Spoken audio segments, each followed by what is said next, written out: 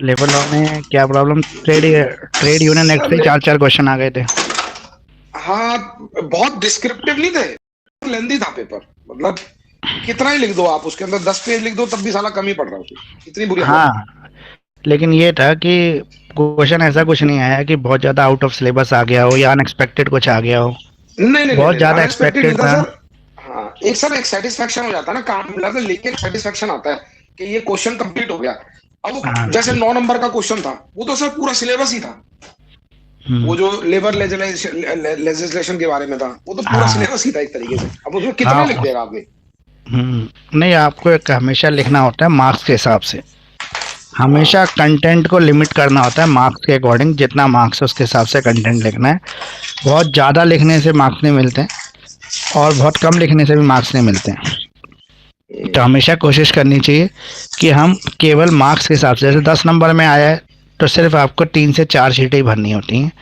उसी में आपको अपने कंटेंट को इस तरह से लाना है, इस तरह से प्रेजेंट करना है कि सारे कंटेंट आ जाए, सारे टॉपिक आ जाए, जो है आप लिखना चाहते हो वो उतने ही पेज में आप लिख पाओ। और इसी तरह से अगर वो आ जाएगा 20 मार्क्स में, तो आपको 4 से 5 पेज भरने हैं। तो इतना ही, इससे ज़्यादा लिखोगे तो फिर वो बेकार हो जाएगा, पेपर का बैलेंस बिगड़ जाएगा। कोई क्वेश्चन बहुत ज़्यादा लंबा लिख दोगे, कोई क्वेश्चन छोटा लिखोगे, फिर लास्ट में सीट नहीं बचेगी। तो आप फिर उसी के अंदर सारा सेट करने की कोशिश करोगे। नहीं, वही हुआ इस बार सर मेरे साथ क्या हम्म। हुआ कि मैंने जो 2-3 क्वेश्चन 30 वाले जो अटेंड किया ना। अब सर अगर आप 2-2 लाइन का इंट्रोडक्शन भी लिख रहे हो ना उनका, हम्म। 9 नंबर के क्वेश्चन का मैंने छोटा छोटा इंट्रोडक्शन भी लिखा, मैंने बहुत लेंदी नहीं लिखा वो, लेकिन फिर भी उसमें 8-9 पेज भर गए थे। हाँ, अब तो वो वो गड़बड़ सारे है के ना। सारे ही एक्ट लिखने थे, सभी को लिखना था ना उसमें तो। हाँ, था नहीं, ही नहीं कई कि बार छोटा ऐसा होगा। होता है ना, कई बार ऐसा क्वेश्चन होता है इसमें सारे एक्ट के बारे में लिखने जरूरी हो, तो आप केवल एक्ट के नाम लिख के भी छोड़ सकते हो। केवल 2-3 एक्ट को डिस्क्राइब कर दो, सिर्फ नाम लिख हाँ। के छोड़ दो, वो भी चल जाता है, क्योंकि मार्क्स के हिसाब से ही आंसर लिखा जाता है। हम्म, चलिए, एनीवे, 2 पेपर हो गए हैं आपके, और दोनों पेपर जो थे ना, वो वही क्वेश्चन थे जो मैंने आपको बताए हुए थे कि इन क्वेश्चन में से आपका पूरा पेपर आ सकता है। तो उन्हीं हम्म, क्वेश्चंस में से आया था। और लगभग हम्म, जो ऑब्जर्वेशन था कि 22 और 23 के दोनों का अगर क्वेश्चन पेपर मिला लें तो उसी से पेपर आ रहा है 24 का। हम्म, तो अभी तक तो ये हमारा प्रजम्पशन जो था ये दोनों पेपर में सेट है। आप मुझे थोड़ा माइक अपना म्यूट कर लें। जी। तो ये हमारा जो था प्रजम्पशन अभी तक ठीक बैठ रहा है कि 2 पेपर अगर हम कर लेते हैं 2022 और 2023 का, तो हमारा 24 का पेपर उसमें से लगभग पूरा ही मिल रहा है, 80 से 100% मिल रहा है।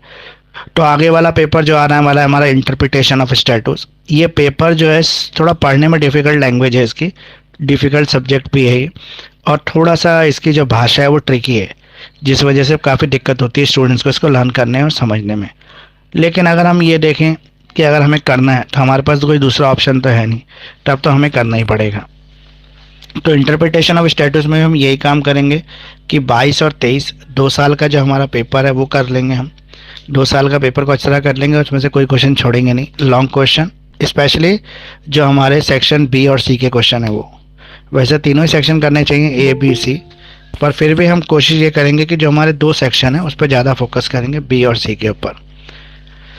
पहले मैंने इसका इंपॉर्टेंट क्वेश्चन का जो वीडियो है वो भी आपको ऑलरेडी शेयर कर रखा है, और इसकी एक रिवीजन क्लास भी मैं आपके ऑलरेडी ले चुका हूँ, सारे क्वेश्चन टॉपिक को डिस्कस कर चुके हैं। आज का जो वीडियो है या फिर आज की जो क्लास है उसका मकसद केवल इतना है कि हम एक बार प्रीवियस ईयर के जो पेपर्स हैं उनमें किस तरह के क्वेश्चंस आ रहे हैं और हमें किस तरह से आंसर्स लिखना होता है एग्ज़ाम के टाइम पर, यह हमारा किस तरह से प्रेजेंस ऑफ माइंड रहना चाहिए।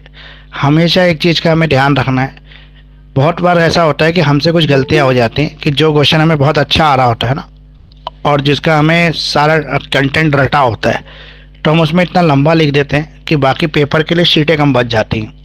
क्योंकि हमें एक बात ध्यान रखना है कि हमारे यहाँ पे सप्लीमेंट्री शीट का कोई रूल नहीं है, केवल 28 पेज की बुकलेट मिलती है, उसी को हमें बैलेंस करके सभी आंसर्स को बराबर लिखना है, तभी आपको मार्क्स मिलेंगे।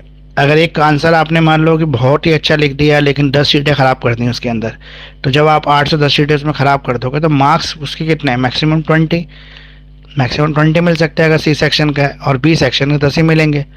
तो 20 क्वेश्चन आप बहुत अच्छा भी लिख देंगे 20 का, तो आपको मैक्सिमम टू मैक्सिमम 16-17 मार्क्स मिलते हैं बस।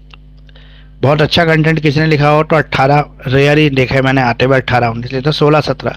जो एवरेज मार्क्स होते हैं 20 में से वो 14-15, और जो सबको मिलते हैं जो अटैम्प्ट करता है वो 10-11। तो 10-11, 12-13, 14-15 ये मार्क्स मिलते हैं आपको 20 में से। तो आपको कोशिश ये करना है कि बैलेंस राइटिंग रखनी है, मतलब आपको बहुत ज़्यादा किसी में भी नहीं लिखना है।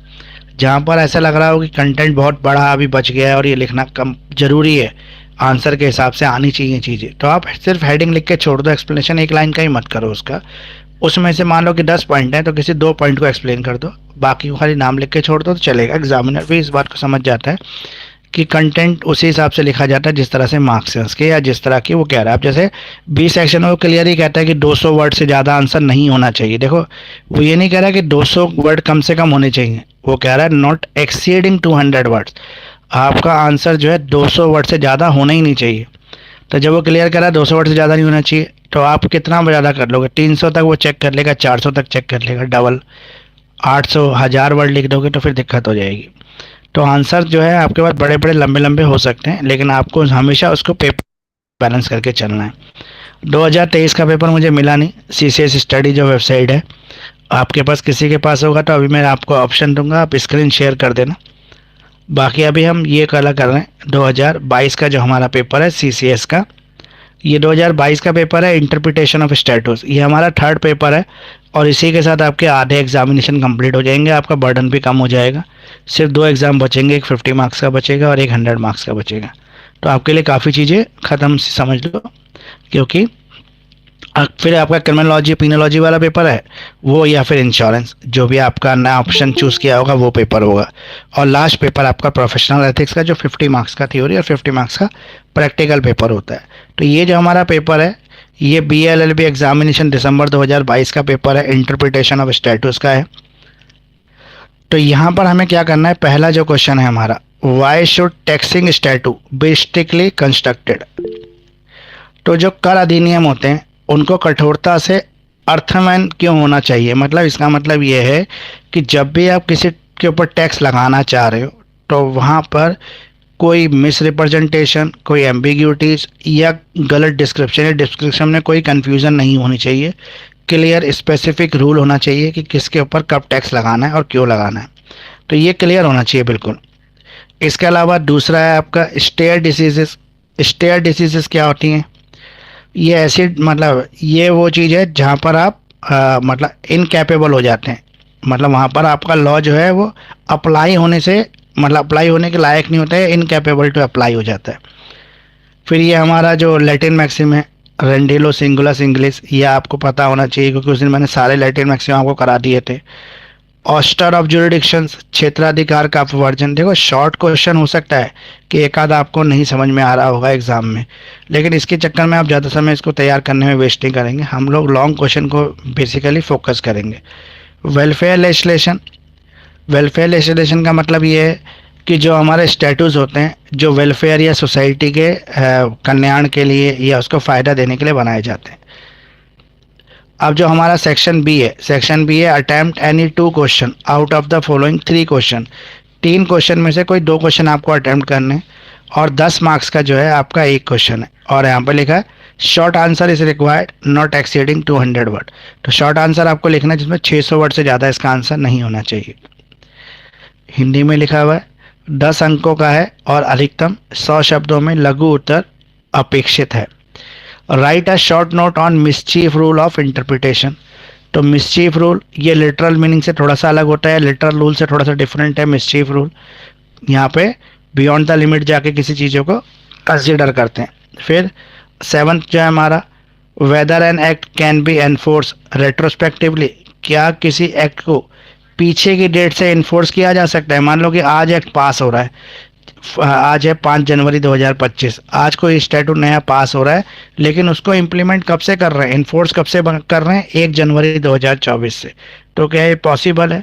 अगर ये पॉसिबल है तो इसके पक्ष में आपको देना है, जो भी आपके पास रूल्स हैं या जो सपोर्टेड आप लगा सकते हैं इसके अंदर, वो आपको देने हैं इसमें।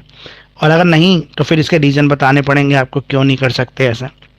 Right a short note on judicial activism. Judicial activism जो है मतलब न्यायिक संक्रियता, वो क्या होती है, इस पे आपको एक शॉर्ट नोट लिखना है। तो किसी को पता है तो बताए एक बार जुडिशियल एक्टिविज्म, क्योंकि जुडिशियल एक्टिविज्म एक इंपॉर्टेंट टॉपिक है और एक मिसचीफ रूल, ये दोनों एग्जाम के पॉइंट ऑफ व्यू से इंपॉर्टेंट है। इन पे क्वेश्चन लगभग आ ही जाता है, दोनों जो है अच्छे टॉपिक हैं। तो जुडिशियल एक्टिविज्म क्या होता है?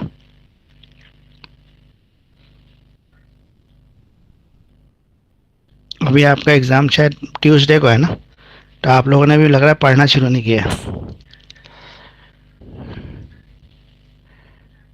बताइए सर किसी अभी को भी ये बता। नहीं पता जुडिशियल एक्टिविज्म। मैं बताता हूँ आपको। जुडिशियल एक्टिविज्म का मतलब ये है कि जो मजिस्ट्रेट है, जो जज है, वो किस तरह से स्टैटू को इंटरप्रिटेट कर रहा है, मतलब अकॉर्डिंग टू कंडीशन सिचुएशन वो अपने जुडिशियल माइंड का किस तरह से इम्प्लीकेशन कर रहा है, उसे जुडिशियल एक्टिविज्म कहते हैं। अगर उसने स्टैटू के रूल्स को प्रॉपरली फॉलो किया तो करेक्ट, अगर नहीं किया तो इसके अगेंस्ट अपील चली जाती है। फिर जैसे लोअर जुडिशरी का कोई डिसीजन है, उसको आप हायर जुडिशरी में चैलेंज करते हैं, तो इसी बेस पर करते हैं कि without implications of judicial mind, जज ने फैसला दे दिया लेकिन जुडिशियल माइंड का इम्प्लीकेशन नहीं किया, स्टैटू को गलत इंटरप्रिटेशन करके, गलत वर्णना कर कर उसको लगा दिया।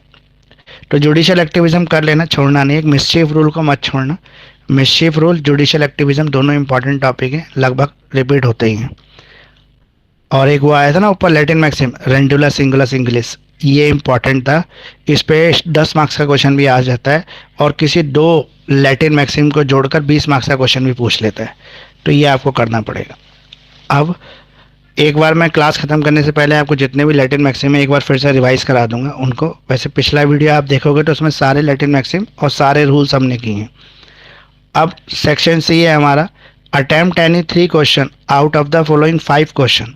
यहाँ पे 5 क्वेश्चन है जिसमें से आपको कोई 3 क्वेश्चन अटेम्प्ट करने हैं। हर क्वेश्चन जो है 20 मार्क्स का है। Answer in required in detail, विस्तृत उत्तर अपेक्षित है, मतलब आपको डिटेल में आंसर लिखना है। तो यहाँ पे कोई वर्ड लिमिट नहीं है, आप कितना ही बड़ा आंसर लिख दोगे वो चेक करेगा एग्जामिनर। लेकिन फिर भी बहुत ज़्यादा बड़ा लिखने से क्या होगा, डिसबैलेंस होगा, क्योंकि सप्लीमेंट्री शीट है नहीं, तो हमें उसी में सब कुछ लिखना है, इसलिए हम उसको बैलेंस करके चलेंगे। अब what is the significance of interpretation, interpretation of statutes की सिग्निफिकेशन क्या है। मेंशन करें the different methods of interpretation in nutshell. देखो नट शेल का मतलब ये है, जैसे आप कहोगे कि अखरोट के अंदर से गिरी कैसे निकलती है, जब हम उसके ऊपर की परत को हटाते हैं, ठीक है। तो यहाँ पे जो स्टैटू का जो इंटरप्रिटेशन है वो अलग अलग मेथड से किया जाता है। तो इसका मतलब क्या है कि वो उसका करेक्ट यूज़ कर रहा है, यानी कि इंटरप्रिटेशन इन नटशेल। स्टैटू तो लिख दिया लिखने वाले ने, लेकिन जिस परिस्थिति में उसको लागू किया जाना है वो तो आगे आ रही है फ्यूचर में। तो फ्यूचर में उसको करेक्टली कैसे इम्प्लीमेंट करें, इस रूल को हम कहेंगे method of interpretation in nutshell. तो ये भी आपका अच्छा क्वेश्चन है वैसे, पर ये शॉर्ट में आ जाएगा 10 मार्क्स में। 20 में तो इस बार आ गया, वैसे 20 में आता नहीं है। डिफरेंट एड्स टू कंस्ट्रक्शन और enumerate the various external aid employed in interpreting a statute.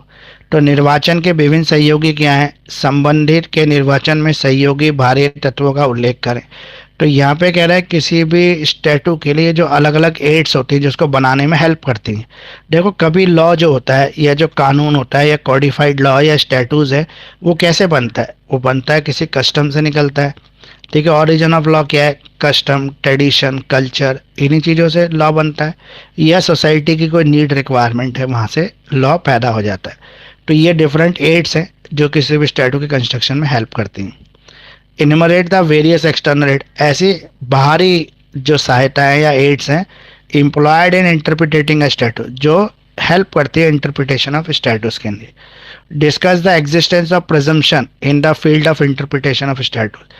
जो प्रिजम्पशन क्वेश्चन है इसका आंसर वैसे पढ़ने में थोड़ा डिफिकल्ट है, मतलब इसको, ये वो है जो कानून के संबंधित जो अवधारणाएं या मान्यताएं होती हैं जिन पर बेस करके कोई लॉ जो है वो बनाया जाता है। फाउंडेशन हो गया ये, फाउंडेशन ऑफ लॉ, जिस पे बेस कोई भी लॉ को तैयार किया जाता है। ये country to country, region to region या लैंग्वेज टू लैंग्वेज डिफरेंट हो सकती है, ये प्रिजम्पशन अलग अलग हो सकती हैं।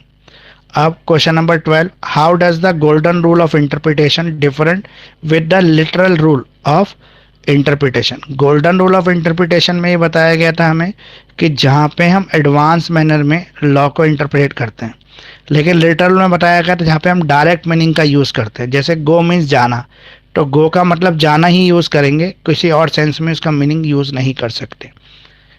तो जो व्यक्ति फिजिकली चल के जा रहा है वो लिटरल मीनिंग है जाने का, लेकिन कई बार हम गो को और भी सेंस में यूज़ करते हैं, तो उसे गोल्डन रूल के थ्रू इंटरप्रिटेशन किया जा सकता है। अब what is mean by the doctrine of pith and substance. Pith and substance का जो रूल है हमने कॉन्स्टिट्यूशन 2 जब पढ़ा था सिक्स सेमेस्टर में, तब भी आया था ये पिथ एंड सब्सटेंस और अब भी है। पिथ एंड सब्सटेंस का मतलब ये होता है, ये हम चेक करते हैं कौन किसके पाले में है, मतलब करेक्ट लॉ कैसे इम्प्लीकेट होगा वो, with the help of decided case. कुछ डिसाइडेड केसेस हम इसको एक्सप्लेन कर सकते हैं। तो ये टोटल 2022 का पेपर था, जो उस समय डिफ़िकल्ट पेपर बोला गया था स्टूडेंट के थ्रू कि ये डिफ़िकल्ट पेपर आया है, और बहुत सारे इसमें अनएक्सपेक्टेड चीज़ें दिख रही थी जो जनरली आता नहीं है। मतलब इसमें एक्सपेक्टेड चीज़ें गायब थी इस पेपर के अंदर, जो होना चाहिए था वो नहीं थे। बहुत सारी चीज़ें यहाँ पे ऐसी थी जो नहीं थी, जो होनी चाहिए थी। और 2021 का पेपर देख लेते हैं।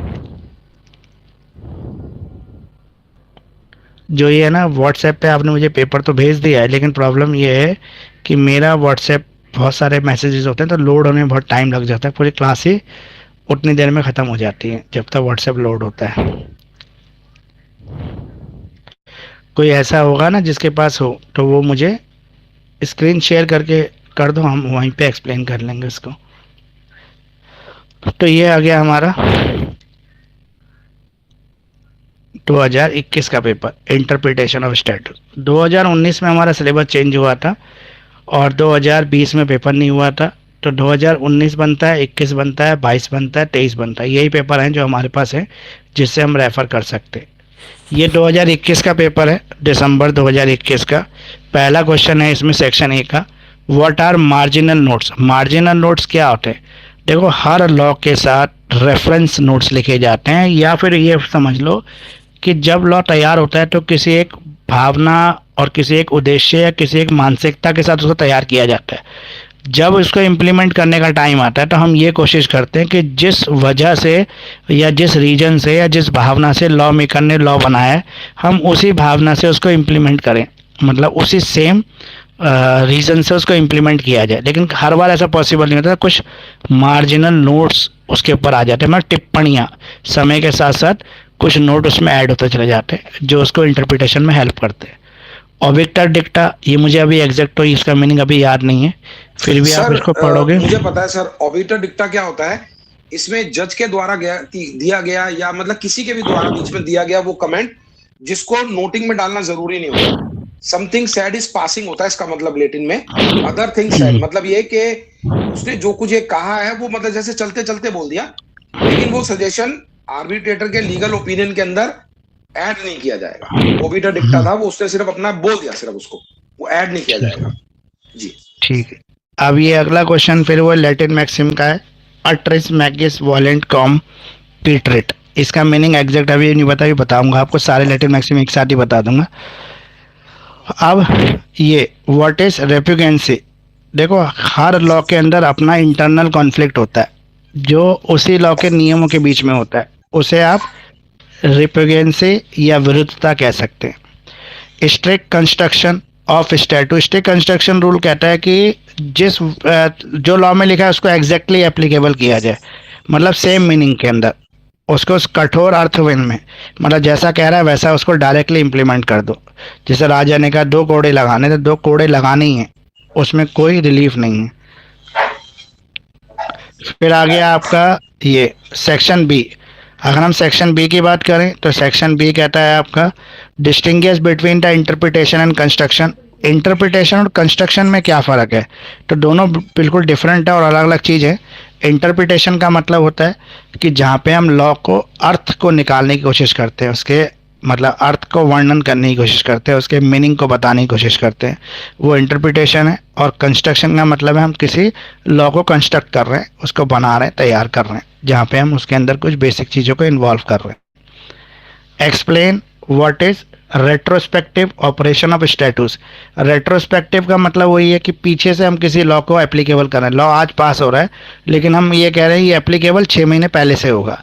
तो क्या ऐसा हो सकता है या नहीं हो सकता है? अगर हो सकता है तो इसके रीज़न यहाँ पे देने हैं आपको। वैसे तो हो सकता है, लॉ के ऊपर डिपेंड करता है। Explain the doctrine of colourable legislation. Colourable legislation होता है कि आप जो है अपनी फील्ड से बाहर जाकर किसी और के सब्जेक्ट पे लॉ बना रहे हैं, लेकिन ये छुपाने के लिए कि आप गलत कर रहे हैं, आप उसको कलर दे देते हैं। मतलब जैसे कहते हैं ना, CR को रंग देना। तो मतलब आप जानबूझे से, फॉर एग्जांपल हमारे यहाँ पे तीन जो है सब्जेक्ट मैटर है, यूनियन लिस्ट, और स्टेट लिस्ट और कॉन्करेंट लिस्ट। तो यूनियन के पास अपने सब्जेक्ट है जिस पे वो लॉ बना सकते हैं, जैसे फॉरेन अफेयर वगैरह, या टेरिटोरियल बाउंड्रीज हो गई इंडिया की वो, या स्टेट की जो बाउंड्रीज है। और जो स्टेट गवर्नमेंट है उसके अपने सब्जेक्ट, जैसे इंटरनल पुलिस कंट्रोल करना है, लॉ बनाना है, उस तरह की चीज़ें स्टेट कर सकता है। लेकिन कई बार क्या होता है, यूनियन किसी ऐसे विषय पर लॉ बनाने की कोशिश करता है जो स्टेट के सब्जेक्ट मैटर का होता है, लेकिन उसको वो कलरेबल लेजिस्लेशन से इसको मतलब छुपाने की कोशिश करता है कि ऐसा करना नेसेसरी है, तभी उसके सब्जेक्ट पे लॉ बन सकता है। मतलब स्टेट बना तो अपने सब्जेक्ट पे लॉ रहा है, लेकिन वो बियॉन्ड द लिमिट चला गया, वो चला गया स्टेट के सब्जेक्ट में एंटर कर गया। लेकिन वो करना ज़रूरी है, उसके बिना लॉ का मीनिंग जो है वो सही नहीं होगा या लॉ इम्प्लीमेंट नहीं हो पाएगा। इसलिए मजबूरी में ऐसा करना पड़ रहा है, तो उसको कलरेबल लेजिस्लेशन कहते हैं। Interpretation is said to be process by which the court seek to ascertain the true meaning of a legislation। तो यहाँ पे कह रहा है कि निर्वचन के माध्यम से न्यायालय विधि का वास्तविक अर्थ निश्चित करती है। इंटरप्रिटेशन का मतलब है वो प्रोसेस जिससे कोर्ट जो है किसी भी घटना को, किसी भी मतलब इंसिडेंट को करेक्टली इंटरप्रेट करती है, ट्रू मीनिंग ऑफ लेजिस्लेशन।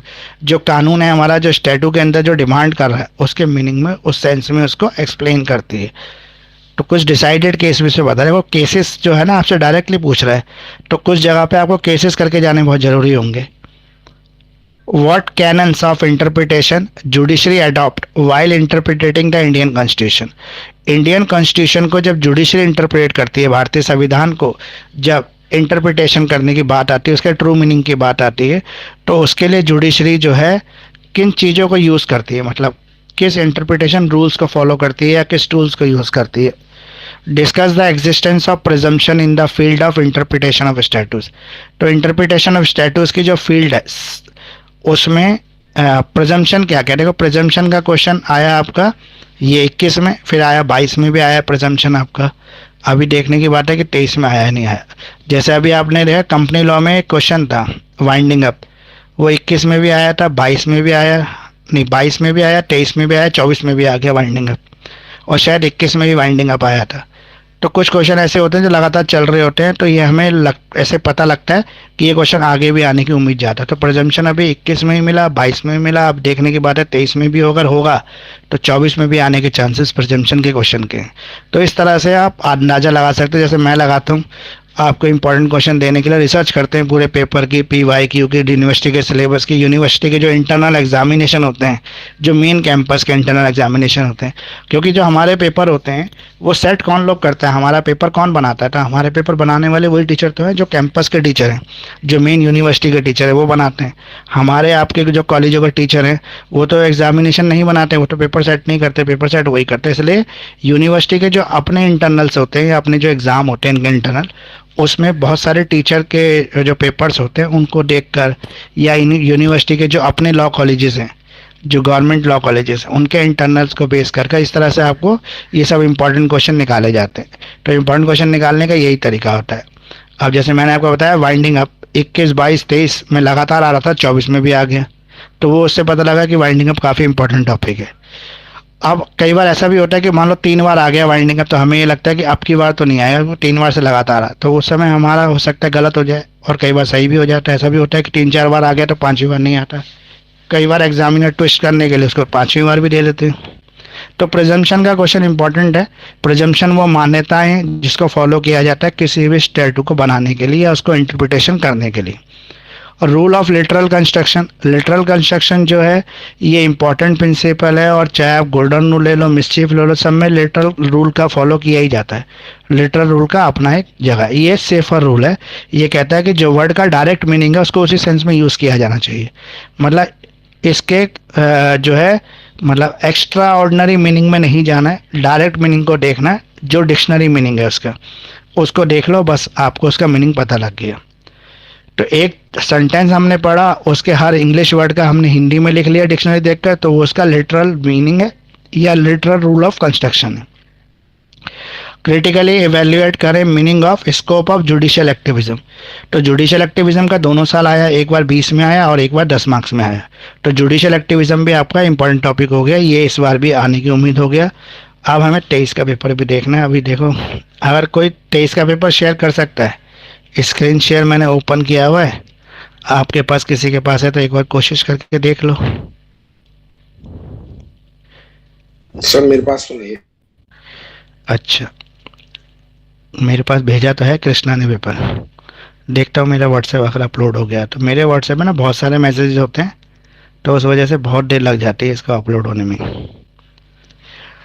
तो 2023 का पेपर जब तक हमारा अपलोड हो रहा है तब तक मैं आपको इसके बाद वाला पेपर निकालते हैं। जो है हमारा 21 देख लिया हमने, 22 देख लिया हमने, 20 में हुआ नहीं था पेपर। सर हाँ जी, सर 2023 का मैं शेयर कर देता हूँ। कर दो आप शेयर। मैं अपनी स्क्रीन को शेयरिंग को बंद करता हूँ।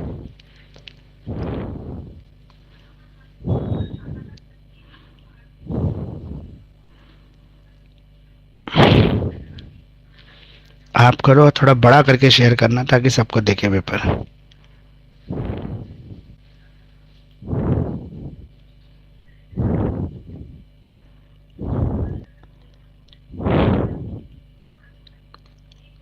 दिख रहा है सबको? Yes sir. ठीक है जी, अब हम इसको पढ़ लेते हैं। ये 2023 का पेपर है। पहला हमारा सेक्शन ए है। तो सेक्शन ए में कह रहा है व्हाट इज कॉडिफाइंग लॉ। कॉडिफाइंग लॉ क्या है? देखो, कॉडिफाइंग लॉ तो हमारा स्टैटू है। स्टैटू क्या है? कॉडिफाइंग लॉ ही तो है। कॉडिफाइंग लॉ और अनकॉडिफाइंग लॉ में क्या फ़र्क है? तो दोनों लॉ में क्या फ़र्क है?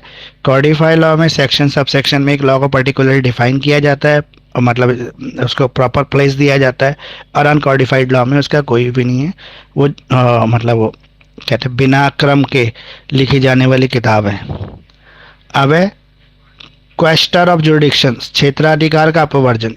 अपवर्जन वहाँ पर होता है जहाँ पे बियॉन्ड द लिमिट चले जाएं, अपने क्षेत्र को क्रॉस कर जाए। फॉर एग्जांपल, एक जो लॉ है वो मद्रास की गवर्नमेंट ने पास किया, चेन्नई गवर्नमेंट ने पास किया, तो अगर वो लॉ जो है चेन्नई की बाउंड्री को क्रॉस करके आंध्र प्रदेश में लागू होना शुरू हो जाए, या किसी और स्टेट जो नियरिंग स्टेट है जैसे केरला, तो वहाँ पर होगा तो वो अपवर्जन कहलाएगा। हारमोनियस इंटरप्रिटेशन, हारमोनियस तो जैसे नाम से ही पता लग रहा है, जहाँ पे दो स्टैटूस को एक ही कंडीशन में और एक ही इंसिडेंट पे एप्लीकेबल किया जा रहा है, वहाँ पे हम harmonious rule of interpretation use करते हैं। Distinguish between proviso and exceptions. Proviso और एक्सेप्शंस ये एक बार आप पढ़ लेना। एग्जैक्टली मैं आपको बताया था, प्रोविजो का मतलब है प्रोविजंस और एक्सेप्शंस का मतलब है जो उनकी वो क्या कहते हैं, अपवाद, अपवाद जो है वो। एजुडम जेनरिस, एजुडम जेनरिस होता है same kind, same principle, same rules. ये हो गया पहला। दूसरा निकालो। अब ये सेक्शन बी आ गया इसका। इसमें जो है पहला नंबर 6 है statute should be read as whole. Why? अब यहाँ पे होल की स्पेलिंग थोड़ी सी गड़बड़ है, लेकिन फिर भी ये होल ही है। तो स्टैटू को हमेशा पूरा पढ़ना चाहिए, आधा नहीं पढ़ना चाहिए। मतलब आप अगर एक स्टैटू को रीड करके उसको इम्प्लीमेंट कर रहे हो, उसको इंटरप्रिटेशन कर रहे हो, उसको लगा रहे हो, तो आप उसको पूरा पढ़ोगे पहले, तभी उसके करेक्ट मीनिंग को आप पता लगा सकते हो। तो ये करेक्ट है। अब इस करेक्ट स्टेटमेंट के पीछे क्या रीज़न है, आपको ये देना है। Discuss the maxim ut res magis valeat quam pereat. ये आपका आया था, अभी हमने पढ़ा था जो 21 वाला पेपर, और ये इसमें भी आ गया। Right a short note on mischief rule. अब आपने देखा कि एक जो लैटिन मैक्सिमम वो हमेशा सेक्शन ए में आ रहा है, तो आप ये समझ लो 6-7 जो लैटिन मैक्सिमम उसमें से एक तो आ ही जाएगा आपका सेक्शन ए में। फिर आ गया आपका ये क्वेश्चन नंबर 9 प्रिजम्पशन वाला। तो मैंने कहा था जैसे प्रिजम्पशन लगातार रिपीट हो रहा है, तो प्रिजम्पशन 23 में भी रिपीट हुआ है और 23 में आया है सेक्शन ए में। अभी तक ये सेक्शन सी में आ रहा था हर बार, अब ये सेक्शन ए में आ गया। ओ सॉरी, सेक्शन नहीं, अब भी सी में ही है, अब भी सी में ही है। तो प्रिजम्पशन इस बार भी आ सकता है। तो प्रिजम्पशन का क्वेश्चन आप अच्छी तरह तैयार कर लेना, प्रिजम्पशन इस बार के लिए भी इम्पॉर्टेंट है। ये आ गया वो आपका last. With the help of decided cases write a detail note on external aid of interpretation. एक तो इंटरनल एड्स होता है जो हमें स्टैटू के अंदर से हेल्प मिलती है उसको इंटरप्रिटेशन करने के लिए, मतलब उसकी व्याख्या करने के लिए। जब भी कोई जज किसी भी लॉ को, स्टैटू को इम्प्लीमेंट करता है तो उसको इंटरप्रेट करेगा according to incident, condition, situation. वो इंटरनल है। और जो एक्सटर्नल एड उस समय की जो मान्यताएं होती हैं या उस समय का जो सिस्टम होता है उसके अकॉर्डिंग, तो उसे एक्सटर्नल एड्स कहते हैं। इसमें क्या क्या चीज़ें आती हैं वो आपको करना होगा। जब 20 मार्क्स का है तो इतना सा लिखने से तो होगा नहीं, तो पूरे पॉइंट आपको लिखने पड़ेंगे इसके अंदर। फिर है पिथ एंड सब्सटेंस रूल, ये मैंने अभी आपको विषय ही बता दिया था, पिथ एंड सब्सटेंस, तो ये भी इंपॉर्टेंट हो गया आपका। और utilitarian interpretation of judicial process. फिर explain the scope and nature of the legislative delegation, is there any limit to delegate legislation. Delegate legislation का मतलब ये होता है जब, जैसे फॉर एग्जांपल अपनी लेजिस्लेचर जो है अपनी पावर एग्जीक्यूटिव को दे लेती है। क्यों दे लेती है? कि जो डेली के रूल्स होते हैं, देखो रूल्स बनाने की या लॉ बनाने की जो पावर है वो लेजिस्लेशन के पास है, लेकिन अगर एग्जीक्यूटिव की बात करें जहाँ पे डेली कुछ ना कुछ रूल्स तैयार होने या बनने, तो अगर रोज लेजिस्लेशन के ऊपर इतना बर्डन रहेगा कि वो रोज के रूल्स बनाए तो उसके लिए काफ़ी डिफिकल्ट हो जाएगा। जो इंपॉर्टेंट सब्जेक्ट है उससे उसका ध्यान हट जाएगा। तो वो क्या करते हैं, अपनी पावर का डेलीगेशन कर देती है एग्जीक्यूटिव बॉडी को कि डेली के रूल्स आप बना लो। जैसे एक कंपनी का जो मालिक होता है उसकी सारी जिम्मेदारी है कंपनी की, लेकिन वो अपने मैनेजर के ऊपर डाल देता है कि भाई तुम मुझे जो रोज़ के खर्चे हैं, फॉर एग्जांपल चाय आनी है वर्कर के लिए, इलेक्ट्रिसिटी बिल भरना है, वाटर बिल भरना है, रॉ मटेरियल की इनपुट आउटपुट चेक करनी है, इन सब की जिम्मेदारी वो अपने लेजिस्लेशन को डेलीगेट कर कर किसको दे देता है, अपने मैनेजर को दे देता है। तो उसी तरह से जो लेजिस्लेचर होता है वो भी अपनी पावर्स को डेलीगेट कर देता है एग्जीक्यूटिव बॉडी को, ताकि रोजमर्रा का डिसीजन लिए जा सके। फिर इसी में जो ऑप्शनल क्वेश्चन है वो गोल्डन रूल ऑफ इंटरप्रिटेशन है, जो लिटरल रूल ऑफ इंटरप्रिटेशन भी है। इन दोनों में क्या फ़र्क है, तो दोनों रूल को कंपेयर कर दिया तो 20 में आ गया। जैसे मैंने आपको बताया था कि अगर किसी भी दो लैटिन मैक्सिम को एक ही क्वेश्चन में डाल देगा तो वो आपको 20 में पूछ लेगा, किसी एक को पूछेगा तो वो 10 में पूछ सकता है। और जब भी अब जनरली हमने देखा सेक्शन ए में भी पूछ रहा है, तो सेक्शन ए में जब आप आंसर लिखोगे तो बहुत लंबा चौड़ा उसका डिस्क्रिप्शन मत लिखना, करेक्ट उसका इंग्लिश मीनिंग लिखना, 2-4 लाइनों का एक्सप्लेनेशन और एक पेज में कंप्लीट कर लेना 5 मार्क्स में। जब 10 मार्क्स में आएगा तो फिर कंप्लीट आप उस लैटिन मैक्सिम को डिस्क्राइब करना। तो ये पूरा आपका पेपर हो गया जो हमारा था 2023 का। तो 2023 में एक चीज़ नहीं आई थी, जुडिशियल एक्टिविज्म, जो अब आ सकता है आपको। जुडिशियल एक्टिविज्म कर लेना, इंपॉर्टेंट टॉपिक है, छोड़ना नहीं। जुडिशियल एक्टिविज्म पे भी क्वेश्चन आ रहा है एग्जाम में। प्रेजम्पशन वाला हमें लग रहा है कि इस बार फिर आएगा, क्योंकि 3-4 साल से रिपीट चल रहा है, हर बार प्रेजम्पशन पूछ रहा है, तो आपको प्रेजम्पशन इंपॉर्टेंट है। अभी हमने 2021 तक कर लिया था, अब एक बार 2020 का पेपर और देख लेते हैं। 2020 में रेगुलर वालों का तो पेपर नहीं हुआ था, क्योंकि उस समय नहीं, 2020 दिसंबर में शायद पेपर हुए थे, दिसंबर में हुए थे। अप्रैल वाले पेपर कैंसिल हुए थे क्योंकि उस समय कोरोना था, दिसंबर तक कोरोना कम्प्लीटली ख़त्म हो गया था, तो पेपर हुए थे, लेकिन कोविड गाइडलाइंस के साथ हुए थे। तो ये 2020 दिसंबर का पेपर है।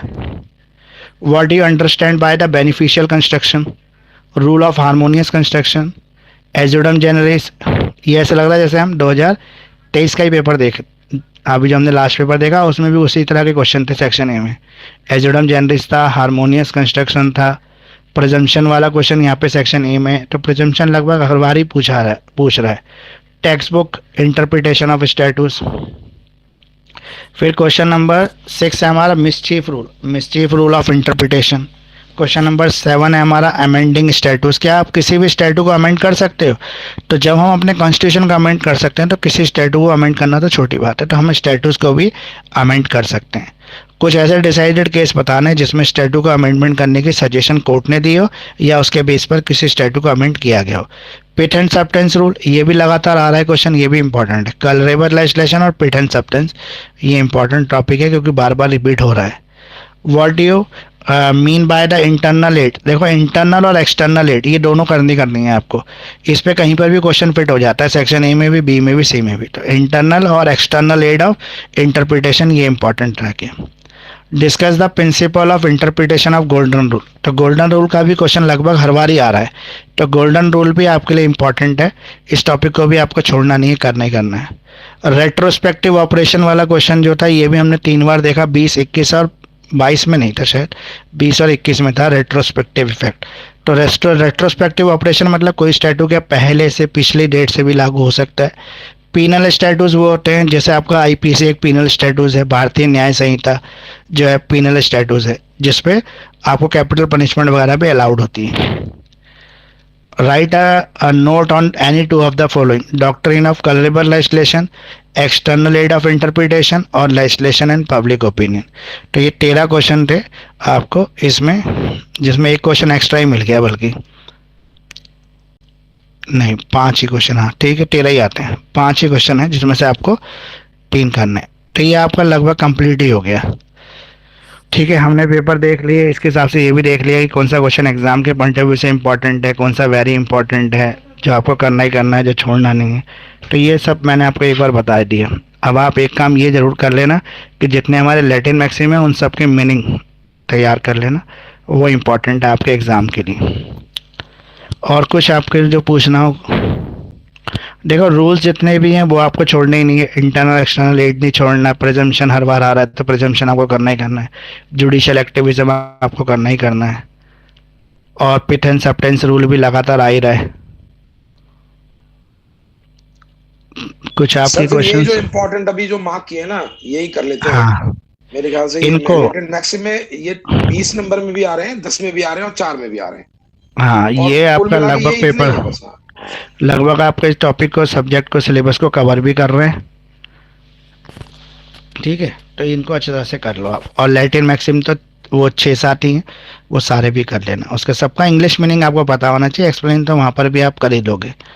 बेसिकली तो आपको उसका सबका इंग्लिश मीनिंग पता होना चाहिए। तो ये वाला जो वीडियो आज का है ये मैं अभी थोड़ी देर में अपलोड कर दूंगा। ठीक है, आप वहाँ से भी देख सकते हैं इसको। कोई आपके अभी क्वेश्चन है जाते जाते तो पूछ सकते हैं। अभी आपका एक दिन है पूरा, कल पढ़ सकते हो आराम से इंटरप्रिटेशन ऑफ स्टेटस।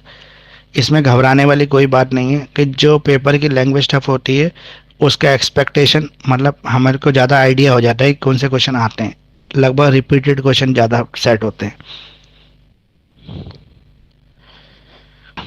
सर आप ठीक है, कह रहे थे कि लैटिन मैक्सिम्स कराओगे आप?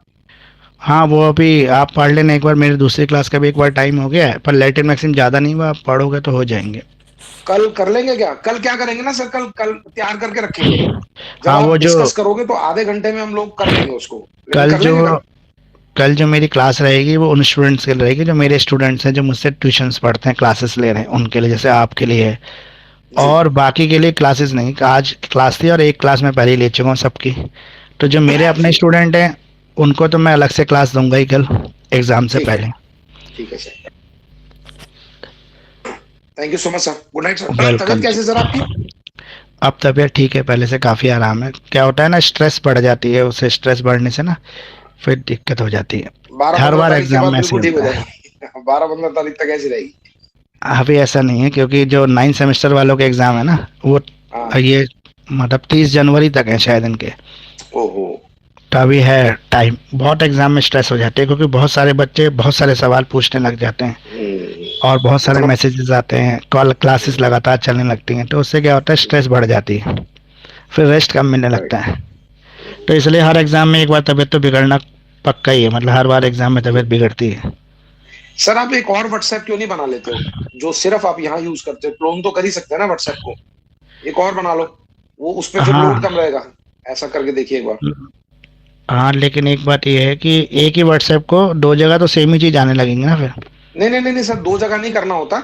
आपके एक फोन में आप 2 व्हाट्सएप चला सकते हो। तो दूसरी सिम अगर कोई है ना तो उसका अच्छा। व्हाट्सएप ले लो, उस पर सिर्फ एजुकेशन का मटेरियल ही डालो सिर्फ आप। उसको आपके पास लोड कम होगा। गुड मॉर्निंग गुड नाइट वाले जो मैसेज है ना ये परेशान करते हैं ज्यादा। हाँ नहीं, मेरे पास इस तरह के मैसेज तो कम होते हैं। मेरे पास या तो अपने पॉलिटिकल मैसेज ज़्यादा आते हैं या फिर आपके स्टूडेंट्स के मैसेज ज़्यादा आते हैं। बाकी पॉलिटिकल गुड वाले भी नाइट बड़े बड़े वगैरह, होते हैं। हाँ और गुड नाइट वाले मैसेज तो मैं एंटरटेन ही नहीं करता, खोलता ही नहीं उनको तो। लेकिन सर वो लोड तो होते ही है ना, जब आप आते हो ना ऑनलाइन तब आप हाँ व्हाट्सएप लेकिन, खोलोगे तो वो सिंक तो करते ही है ना वो। हाँ लेकिन मैंने मीडिया ऑफ कर रखा है ना, तो उतना वो जी नहीं जी होता, वो अपलोड नहीं होते, जो टैक्स होते हैं सिर्फ वही आते हैं। ठीक है सर। चलिए जी, ठीक है sir. Good okay, night. Best of luck आप सभी को। अच्छा एग्जाम हो आपका। अभी तक जैसे 2 एग्जाम बढ़िया गए ऐसे ये भी बढ़िया हो जाए। जी कल होती है सर बात। ओके जी, bye Bye bye, sir. Bye.